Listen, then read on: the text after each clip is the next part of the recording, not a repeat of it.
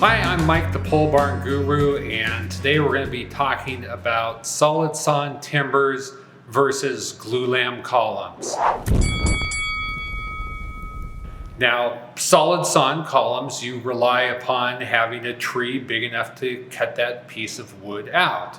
And for low-rise buildings in relatively moderate wind loads and exposure B, you can usually get a 4x6 number 2 and better or 6x6 number 2 and better to engineer out for that column.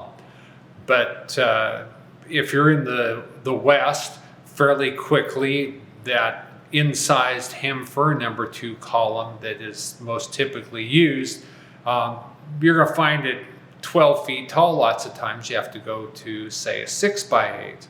And it's not very long before you need a 6x10 or a 6x12.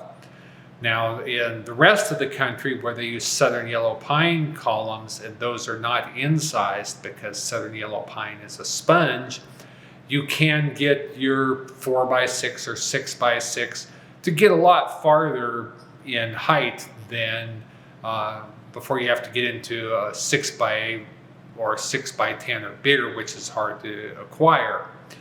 Now, solid sawn timbers are graded under visual grading rules, which means an inspector is looking at every piece of wood for allowable defects. Things like slope of grain, how many knots does the particular board have, and he's going to make a determination as to strength.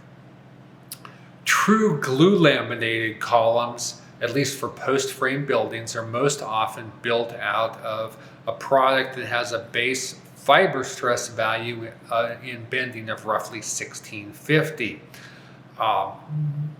In layman's terms, that means it's going to be half again stronger than that number 2x6 that you go down and buy at your local lumber yard.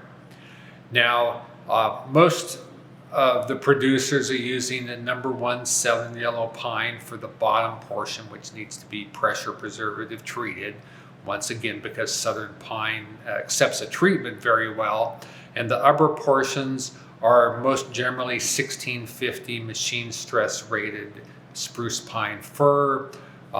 Could be MEL lumber, which is just x-rayed instead of machine evaluated, both of which are non-destructive. So you're starting off with a product that is much stronger to begin with.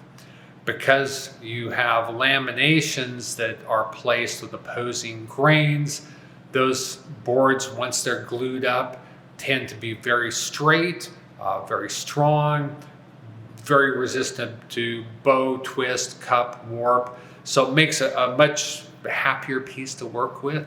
Plus, it is far lighter. Now, you are going to pay a premium in price for these as opposed to a solid sawn timber. From a structural aspect, in most cases, I'm willing to pay the difference. And in our own personal shop house here in Northeast South Dakota, we have glue laminated columns. So that's my personal endorsement for them. So once again, if they're available in your marketplace and your pocketbook can justify the extra expense, please go for it. You'll be glad you did. Once again, this is Mike the Pole Barn Guru.